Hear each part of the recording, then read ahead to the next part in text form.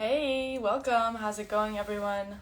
Another series on self empowerment, and today we're going to be discussing fears and where they're coming from and what are those fears telling us, and a little bit more into that detail. So, Karuna, hypnotherapist, is going to be joining us.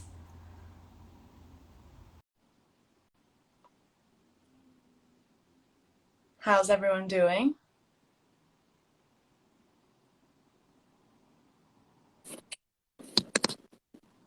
Hey, Karuna. Hey, how are you? Good. All How's right. it going? So today we're talking about releasing fears as part of our self-empowerment series. Yeah, this is going to be an interesting topic because I think, well, let's give a brief introduction. So, we're both life coaches, and Karuna is a hypnotherapist. And if you guys have been following, we are doing a series on self love. It's our second series. Our first series was on self love, our second series was on self empowerment, and everything sort of intertwined. So, let us know if you have any takeaways or feedback or insights or potential future discussions that you want us to talk about.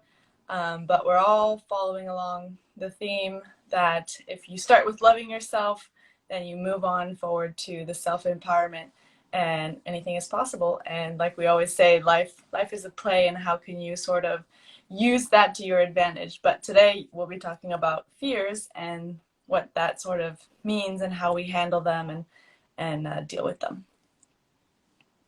Yes, and I think fears is something which we all humans face. It is our basic nature, right? Because fears are both healthy and unhealthy fears, right? Healthy fears help us to be more cautious in life. It could be like you're having chest pains and you know how to dial 911. So, that's a healthy fear. You know when to press the brake when you're maybe there's a potential danger of accident on the road, right? So those are our healthy fears. So we need those kinds of fears because it helps us to navigate into the world and safely.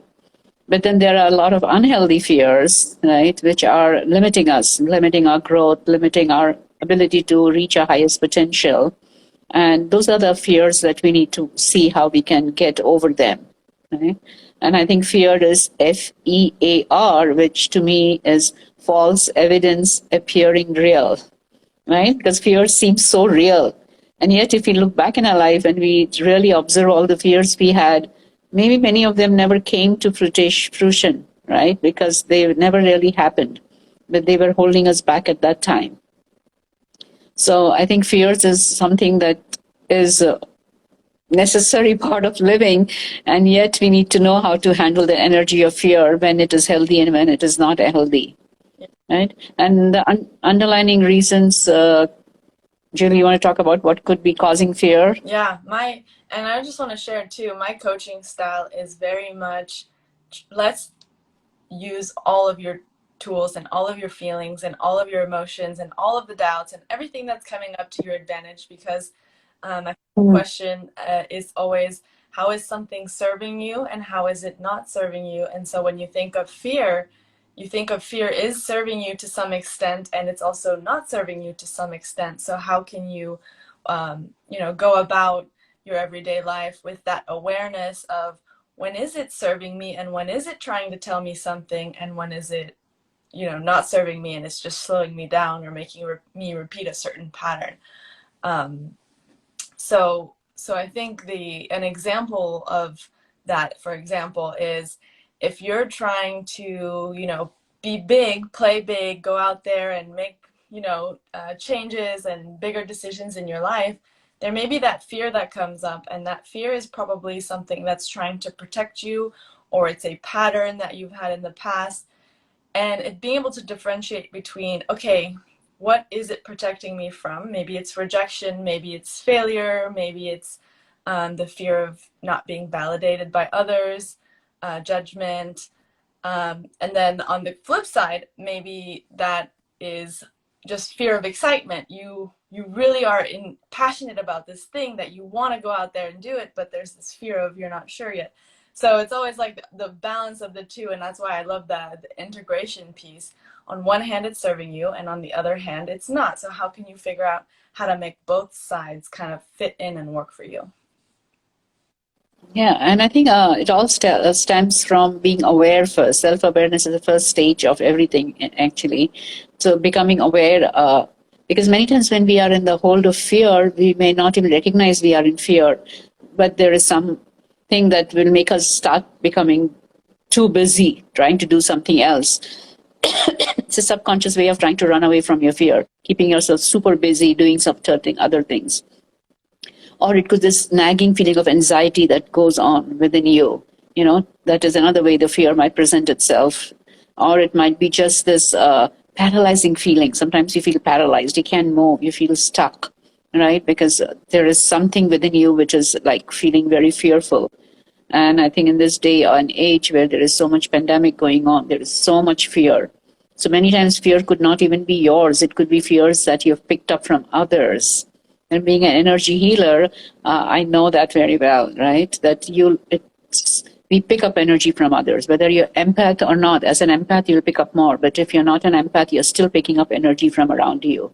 So there is so much fear going on in the world, and you pick up that fear, and then like energy attracts like energy. And now that fear is in your energy field, and you are going about attracting more fearful people and situations in your life. And it wasn't even your starting point. So yeah, become aware of that as energy beings, because you're trying to add a little bit of spirituality into our discussions. As a spiritual being, you're trying to cleanse your energy field more and more and filling it with love and bliss and happiness and joy. But all these other energies are also there in your energy field, and how can you reduce them and remove them? And fear many times is also linked to our childhood experiences, right? Because that's programming us for the rest of our lives. Things that happen in the childhood where you either realize that you can't trust yourself or you cannot trust the world around you, and then you get into fearful state. So doing some healing work on your childhood can help release many of those fears, right? It could also be genetics, of course, or your brain chemistry, or what we may call in the spiritual world as your karmic body, because we've had fears in many other lifetimes, and those fears are coming up in this lifetime to be transmuted. Right? It's like when you planted a seed of fear in another lifetime, and now the plant has grown enough that in this lifetime you're supposed to face that fear, confront it, and clear it out of your energy field. Yeah. Right? So this is, of course, based on the premise that you believe in reincarnation and you believe in past lives, which you did a session on too. Right? And it could be just societal circumstances, like in this day and age, right? There's so much fear because of the pandemic. So there could be many different causes of fear. But the most important question is, what do you do when you have these fears? I think. And yeah, I think one of the things, do you have any fear that you think you could work on today? Yeah, I think like that's a great question. What do you do when you have that fear? Because our first instinct is probably always to just like reject the fear, push the fear away, get rid of it. Just, okay, Mm-hmm. why do I have this fear? Just keep, struggling with yourself to kind of internal battle, I call it, to constantly fight and fight and fight and want to, move it away. And the saying of what you resist persists is always in my mind of like, the more you resist the fear, the more it's there. And so then instead of having this play where you can understand the fear, interact with the fear, see how you can sort of deal with it, you're constantly just like in this internal battle with yourself. Um, so for example, me, a very physical fear that I had is breaking my ankle in a volleyball game, because that was an experience that happened to me in my college years when I was playing. And I had that fear just keep coming up, coming up. And for a long time, my first instinct was like, no, stop. It's not going to happen again. You're fine. Everything's good. And pushing, pushing, pushing away that fear. And still it would come up and come up. And, I would have that repeating thoughts of like, oh, well, what if the ball goes here and then I step on it and this happens? And so it was being able to be a lot more compassionate with myself of, okay, how am I accepting that I have this fear, that it's a valid fear because I've experienced something, and how do I reassure my body or talk to myself so I can say, okay, yes, I acknowledge this happened to you. You have this fear and it's serving you because now you're more cautious about what potential accidents could be happening around you. But at the same time, you can't go around just focusing on that fear constantly. So it's a play between the two, and it's something that, Karuna, I'm still working on that, but it's being able to interact with it a little differently than I used to in the past. Yeah, and fear is an emotion, and you can never rationalize an emotion. So, many times we are trying to rationalize an emotion by talking to ourselves, and maybe it helps a little bit, but really doesn't let it go away. Like you just mentioned, you've been trying and it's not gone totally, right? Because you cannot rationalize emotions. Emotions belong to the realm of the subconscious, and anything lying in your subconscious cannot be rationalized. So you have to use another technique to release and let it go. And I think the very simple technique that anybody can use is first acknowledge, calm down, take a couple of nice deep breaths. You want to try it? Yep. See? Yep. Yeah. Just take a couple of nice deep breaths and bring yourself in the present moment. Just feeling yourself sitting wherever you are, just feeling. And then I wanted to bring up the time when you had your ankle injured during the volleyball game. And I wanted to start acknowledging all the feelings you felt.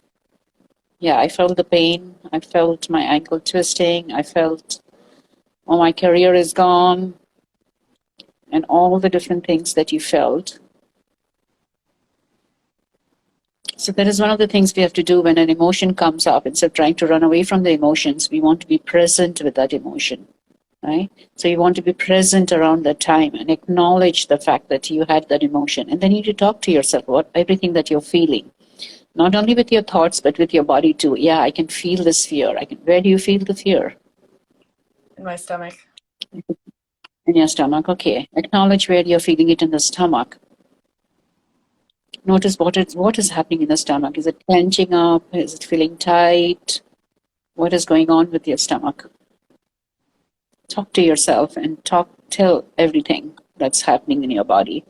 So that now you're bringing the fear into the body, because most of the time we run away from fear from our body and we try to go into our thoughts, and then our thoughts start racing all over the place, right? So what we're doing here is we're grounding that emotions and bringing it into the body, right? And acknowledging it where we are feeling it in the body. So you're feeling it in the stomach, then you start acknowledging, where am I feeling in the stomach? How does it feel like? So you're kind of being with that fear emotion very closely instead of running away from it. It's just bringing it into the center. And then you start breathing into that part of the body, letting the body know, I heard you, I can feel the fear, and I know how you're feeling. And I don't have an answer how to get out of it, but I know and understand how you feel when you are in that fear.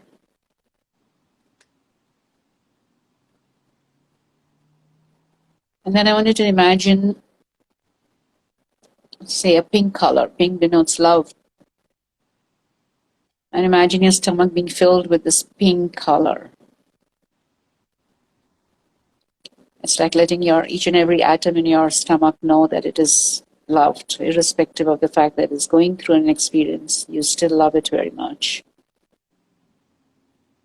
So allowing that beautiful color of pink to flood all parts of your stomach, calming it down. And allowing love, energy of love, to work with the energy of fear.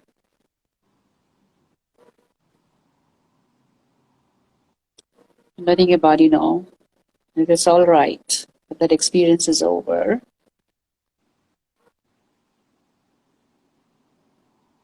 And we can release it and let it go. So asking every atom of your stomach to release that fear into the pink energy.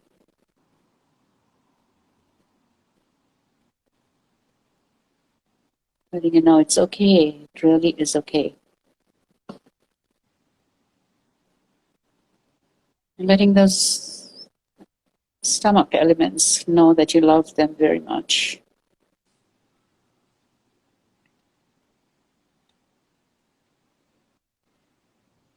And we are wiser now. And we are stronger. So there is less likelihood of it happening again because we are so much wiser and stronger. And if it were to ever happen, it's okay. We will handle it in a much better way now.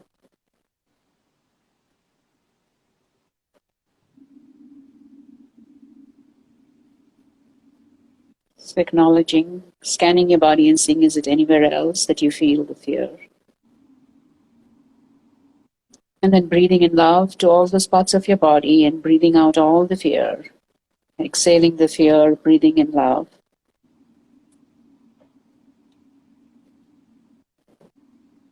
Doing a couple rounds of that and then slowly opening your eyes. I think you get into a state where you're expanding, where Mm-hmm. instead of trying to push something away, you're giving it more room so it doesn't feel so intense. Mm-hmm.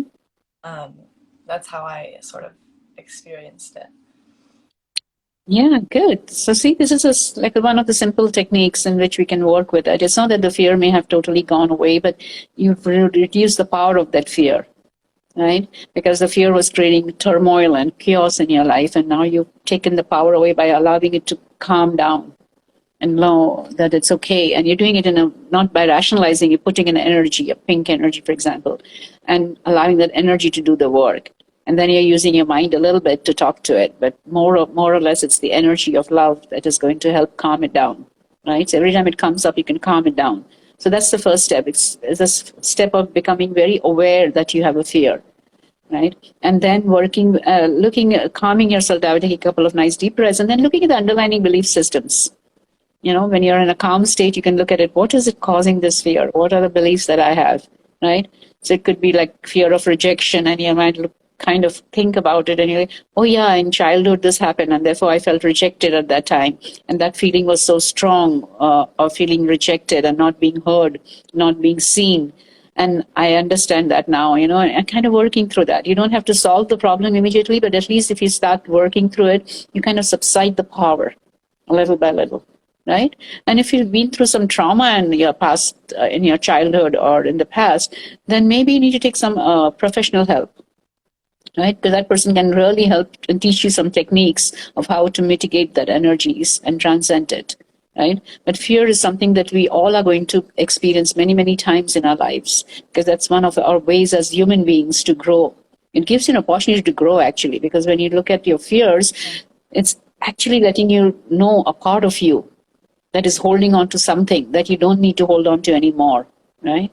So if you're on a spiritual journey and you really want to grow spiritually, and he's just talked about it, he talked about expansion, right? And that's spirituality, because you are an energy being and you expanded your energy, right? So whether you consciously realized it or not, you were talking spiritually, because he talked of expansion. And that's what our soul desires. The soul desires to expand and be complete, and to know that we deserve all kinds of abundance in our life.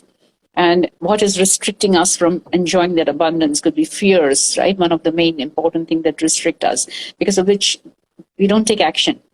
Yeah. And if you could just face it. Yeah. And to share a little bit more in detail too about this whole experience, this fear of, getting injured, especially in my ankle, came up even more. So this happened more than 10 years ago, and it came up even more intensely about a year and a half ago. And I know, we worked on it together, Karuna, but it came up a year and a half ago. And um, at first it was like, why am I suddenly more afraid than I was, 5 years ago? And I think, to give my personal experience, it was something within me had to heal from that moment in my life. And so it was almost like the universe said, oh, now you're ready to deal with this fear a little more. Let's bring it back.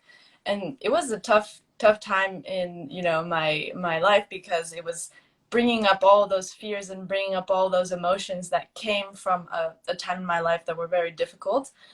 And through experience and more inner work, what came up from that fear was that even though I had accepted the injury, I hadn't accepted the way I treated myself during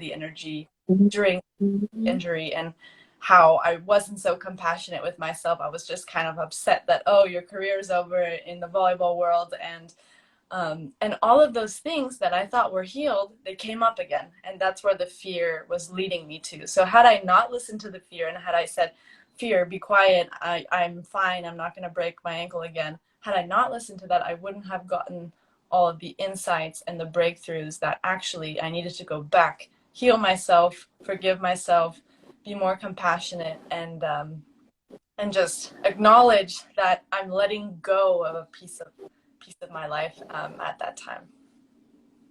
Yeah, and that was all because you were coming back to a state of mindfulness, becoming really aware and being mindful about what this fear is trying to tell you, right? And listening to the body, because fear is one of the ways the body is trying to talk to you, right? And if you ignore it and if you shove it aside, then the body is going to come back trying to talk to you with louder and louder voice, right? It could even come to a point where you might feel extreme amount chronic stress within you, right? But that's, the body's not trying to hurt you. The body's trying to wake you. You know what? It's time to release this thing. You need to work on it and release it. So the body's always giving. Pain is also a way a body's giving you a message, right? It's about telling you something about what needs to be changed in yourself. So yeah, fear is one way of once you understand that you have the fear, you can calm down, listen to the fear, and then listen to what else it is trying to tell you. And if you just quieten yourself without analyzing, without judging, without rushing to make a rational defense system, defending yourself, just calm down and listen. And as you calm down and keep listening, slowly, slowly the body starts talking a little louder and you can hear what is going on underneath that, right? And it can bring up, and again, you don't have to solve the problem at that time. That is a time just for listening, right? Because our mind is so used to rushing to solve a problem, but we haven't heard the whole problem yet. So that's the time when you need to just quieten down enough to allow yourself to listen. And be quiet, because slowly, slowly the body will say, oh yeah, she's listening now. I can talk to her more. So it's like a little child. First it's very hesitant to talk in front of a parent who's very controlling. And now the parent is relaxing, becoming more compassionate, as you said, right? And becoming more calm. And the child is like, okay, maybe I can tell her this also. And maybe I can tell her this now. Because, I can feel that she's very listening to me with compassion. So the body starts speaking to you. And then you can get down into the different layers, listen, and at the end of all the listening, then you can see what techniques do you have to help you with all the things that came up, right? And then you can use those techniques, right? So today what we did was something very simple there, but there are more deeper techniques that are available which will help you, right? And for certain issues where the fear is very deep-rooted, it's become a tree instead of a plant. It's a plant, then you can pull it out from the roots more easily, right? But if it's become a tree, then maybe you need professional help to remove all the roots so it doesn't grow again. This is a time when you start seeking a holistic therapist, a life coach, to help you dig a little deeper and to help clear it all out, right? But don't try to push it away, because you can push it away for a limited amount of time only, but it's circulating in your energy field and it's affecting everything. Right? It's affecting how you react to people. It's affecting how you react in a situation. And you're not even conscious, because we are robotic most of the time. We're just allowing our instincts to make us go through life. So stop, pause. This is the most important thing. If there's a fear, stop, pause, listen to your body, find out what the body is trying to tell you, communicate. Get away from the head a little bit and listen to the body. Come from the head into the body. That will really ground you into the feeling. And just by becoming aware, things change. Right? So even if you haven't done any found a solution to it, but just by listening to it, it's just like to a child. Just to have somebody listen to his problems makes him feel good too. Right? Even for us, sometimes just talking. So there's another thing, just like you're talking to yourself and listening to your body, if you have supportive people with you, and maybe you sit in front of a supportive person and express all the things that is bothering you and the fears that you're having. Right? And just the act of talking, bringing it out into the open, shift something within you. Yeah, recently I was working with a client, and they were kind of saying, oh no, I should just stop doing that. I should just stop having that fear. I just need more positive thinking. No, that's just a limiting belief. Let me just let it go. And it's very easy to say, like, push forward. Let's just go to the next thing. But a lot of times you may go to the next thing for a few, whatever it is, but you're going to come back to that same belief or same fear or same things that are holding you back. So can you sit, maybe it's a little uncomfortable in the beginning, but can you sit a little bit longer with what it is you're feeling and acknowledge that you are feeling that for a reason, and not so much like tell yourself, oh no, I should just not be doing that. I should be doing this. Because that's the beauty of integration, I think, is once you solve something at that root cause, everything else is so much easier to handle instead of closing the lid on something that keeps trying to pop up while you're trying to do something else, and then you get distracted. Yeah, because one of the reasons why that happens is because your ego is linked to your conscious mind.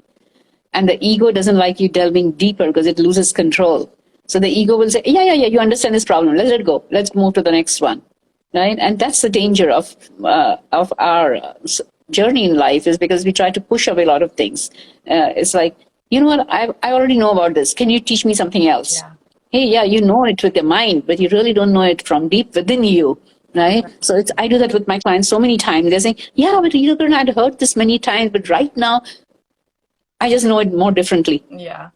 You know, so I'm telling them a technique that they may have heard before, but suddenly it seems to boom, connect and say, wow, I heard that 10 times and I just passed by through the technique and I never really paid any attention. And now suddenly when you ask me to breathe, it's just have a whole different meaning to it. Right? So repetition is the way we actually push things from the mind into the deeper aspects of unknowing. Right? So that's why repetition is so important, to repeat something over and over again. Right? Because it just pushes it deeper and deeper within us. But it all starts with acknowledging first and stopping and pausing. Yeah. Right? As long as you're rushing, you can't do inner work. Yeah. You have to stop, pause, and go within. One of the first things, most powerful things I've learned from you is that you can't rationalize feelings. And I think when I step into my logical side and my structured side, analytical side, I'm always trying to understand everything. You know, why is this thing coming up again? Why is this fear coming up again? Why do I feel this way? And even just understanding and knowing that two different layers deeper of you can't rationalize feelings helps the feelings just be, and then it gives them their space instead of constantly trying to analyze them. So that, I mean, I still use that technique even today. Okay, why am I rationalizing this feeling? It is what it is, and I have it. And you know, what am I doing with it? Am I stuffing it down? Because if I do, it's probably going to come up again somewhere else. So how can I express it a little more? Or for me, it's having that internal conversation with myself. And what does that look like? True. So I think that would be a takeaway from our session today is don't try to rationalize your emotions, right? And don't try to attribute causes to it. Sometimes the cause may be apparent, right? In your case, for example, you had that ankle injury during a volleyball match, but many times we don't even know why we are feeling a particular pain or particular feelings of despondency. You're feeling just depressed or low, right? Because we have so much buried within us. And when an emotion comes to the surface, it's like the tip of the iceberg. Yeah. Right? But underneath that is this whole feeling of sadness which you're holding, and suddenly at the top it came up. An outside event triggered that, and sadness came up. And now you're trying to rationalize it and spending so much energy on this and trying to rationalize it. Stop wasting that energy on the outside thing. Go within, have a tool or a technique to release that. Right? The simplest is breath. Okay, it is the simplest technique where you just breathe that emotion out. So trying to rationalize it, you just take a couple of nice breaths and you breathe in calmness and you breathe that emotion out. Okay, this, of course, everything cannot be tackled with one tool, but this is one of the tools. And if it doesn't work, then you have to look at another tool, right? But you can start with that because your breath is with you at all moments of your life, right? So when your feeling comes into rationalizing, okay, start breathing in. I know I have this fear, my stomach is feeling tight. Let me breathe out the fear. And then you just breathe in calmness into the stomach. And you keep doing that for as many breaths as you need to feel relaxed and calm. And then you use the next tool. Yeah. Right? Because sometimes the next tool is too powerful and you may have to start with a simpler tool first to bring yourself down to calmer state and then use the next tool. Right? So as we said, let's take that as this last point for our discussion today. Don't rationalize your emotions. Find a technique and tool, the one we shared today with you, where Julie went through her experience, or whatever else works for you. There's so much information available in Google also now. You can just research and learn simple tools, or go to work with some life coach or a healer and learn some deeper tools. There are amateur tools and then there are professional grade tools, right? What we're talking about is amateur tools right now, but for certain things we need professional tools. Okay, so in which case you would have to work and learn those tools from somebody else. Yeah, and it's. But I think. it's that whole visualization of the iceberg, right? Here's your Yeah. the tip top, and then when you start working deeper with someone else, or doing more of that inner work, you see the layers underneath. And at the end of the day, for example, it has nothing to do with my injury, it has nothing to do with getting injured, it has everything Mhm. to do with feeling good enough, loving myself, treating my body well, being compassionate. And I would have never saw the connection, right, right at first. But when I'm able to sit and be uncomfortable, and maybe, and for in my case was go in deep sadness and deep frustration, then I was able to kind of get those insights and understanding. But from looking at the top of the iceberg, you would never know that. So I Yeah. think And sometimes we need help with somebody else, right? Because we are energy beings, we are interacting with everybody else. yeah, So if somebody is working with you or with me, our energies are different from their energies, right? So when I'm sitting in front of my client, my energy is actually helping that person release way more things, right? Because my energy is calming, stabilizing, protecting, and working with their energy field to release things. So sometimes you need help from other people. And that's another thing we have to learn. Sometimes we are too independent and we think we don't need help, but we all do. yeah, That was a lesson for me to learn too, because I was so independent all the time. But there are moments in my life in the last couple of years when I needed that help. And this time I was willing to acknowledge that, yeah, I need another energy field to work with me to get this thing off, right? So, yes, help is something that we all need, right? yeah, So, stop rationalizing your feelings, use some technique to work on it, and release the fears. Don't let it rule your life, yeah. right? So, let's end our conversation today with that. Is that Yeah. okay? And use fear, and look at both sides and how you can integrate the pieces that are holding you back and the pieces that are moving you forward, instead of just always constantly picking one or the other and being so extreme. How do you have that communication with yourself and conversation where it's a play, like we always say, of integrating? Yeah. But thank you so much for that technique, Karuna. If you guys want to watch the replay and try it for yourself, let us know how it was, and we'll see you next time for a new topic. All right. Thank you. Have a great day. See you. Bye, everyone.